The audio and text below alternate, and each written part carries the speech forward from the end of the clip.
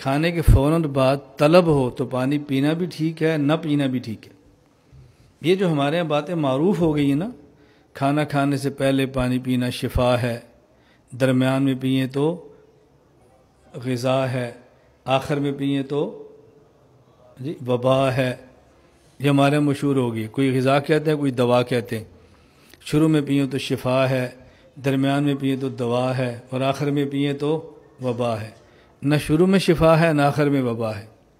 یہ ہر بندے کی طلب پر ہے۔ بس ایک بندے نے سوکھی روٹی کھائی ہے، اس کو شدید پیاس لگی ہے، وہ کھانے کے بعد پانی پینا چاہتا ہے، آپ اس کو پینے نہیں دے رہے۔ بتاؤ وہ پانی پینے سے مرے گا یا نہ پینے سے مرے گا؟ لیکن ہم نے ایک جملہ رٹا ہوا ہے، کھانے کے بعد پانی پینا وبا ہے۔ وہ اس وبا کو ختم کرنے کے لیے شفا والا پانی پی رہا ہے، آپ کہتے ہیں وبا ہے۔ ان جملوں کو سمجھا کرو۔ طلب ہے تو پہلے پی لیں، نہیں طلب تو پہلے مت پئیں کہ میں نے کھانا کھانا ہے۔ طلب ہے تو درمیان میں پی لیں، نہیں طلب تو مت پئیں۔ طلب ہے تو کھانے کے بعد پی لیں، نہیں طلب تو مت پئیں۔ یہ بات بہت اچھی طرح ذہن نشین فرما لیں، صرف حدیث پاک اور رسول اکرم صلی اللہ علیہ وسلم کی سنت کو کسی کتاب میں پڑھنے سے غلط فہمی کے اندر مبتلا مت ہونا۔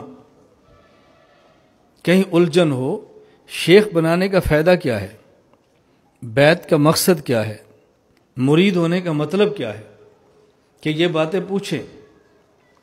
میں اس کی مثال دوں گا تو شاید بات آپ کو جلدی سمجھ آئے۔ شہد میں شفا ہے، یہ قرآن کریم کا فیصلہ ہے۔ مجھے آپ بتائیں، اگر سخت گرمی ہو، ایک شخص آپ کے پاس ہے، مجھے گرمی لگی ہے، آپ اس کو 6 چمچ شہد پلا دو اور ساتھ قرآن کریم کی آیت پڑھ دو، فی شفاء للناس۔ وہ کہ جی میری تو بیماری بڑھ گئی ہے، تو الناس میں شامل ہی نہیں ہے، تو خناس ہو سکتا ہے، الناس نہیں ہو سکتا۔ اب میں قرآن کی بات مانوں یا تیری بات مانوں؟ بھائی شہد شفا ہے، جس میں کوئی شک نہیں ہے، لیکن بس اوقات اس کے ساتھ کچھ ملانا پڑتا ہے جو ہمارے علم میں نہیں ہوتا، وہ طبیب کے علم میں ہے۔ ایک شخص کو گرمی ہے، شہد ہی پلاؤ لیکن ساتھ پانی ملا دو ٹھنڈا، اب اس کی گرمی ختم ہوگی شہد کی وجہ سے، لیکن ساتھ پانی ٹھنڈا ہو۔ ایک آدمی کو سمجھ آ رہی ہے بات، سردی لگ رہی ہے، آپ اس کو شہد ہی پلاؤ، ساتھ اس کو پیاس لگی ہے، پانی ملاؤ لیکن گرم۔ اب فائدہ تو شہد سے ہو رہا ہے نا، لیکن شہد کے ساتھ کیا ملانا ہے؟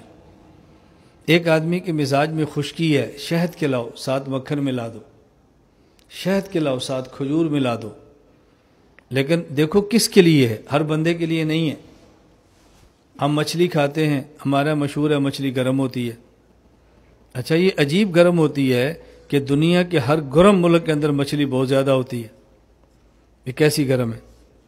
اب اس کا معنی کہ صرف گرمی نہیں ہے، گرمی کے ساتھ مچھلی کے اندر رطوبت بھی ہے۔ ایک ہے گرم اور خشک ہونا، ایک ہے گرم اور تر ہونا، دونوں میں فرق ہے نا۔ آپ کھجور کھا لیں اور تازہ کھجور ہو، یہ گرم بھی ہے اور تر بھی ہے۔ خشک کر کے چھوارا بنا کے کھجور کھلا لیں، گرم بھی ہے اور خشک بھی ہے، صرف تازہ اور خشک ہونے سے اثر بدل گیا ہے۔ شاید ایک درخت کا ہو تو اس کا اثر اور ہوتا ہے، دوسرے درخت کا ہو تو اس کا اثر اور ہوتا ہے۔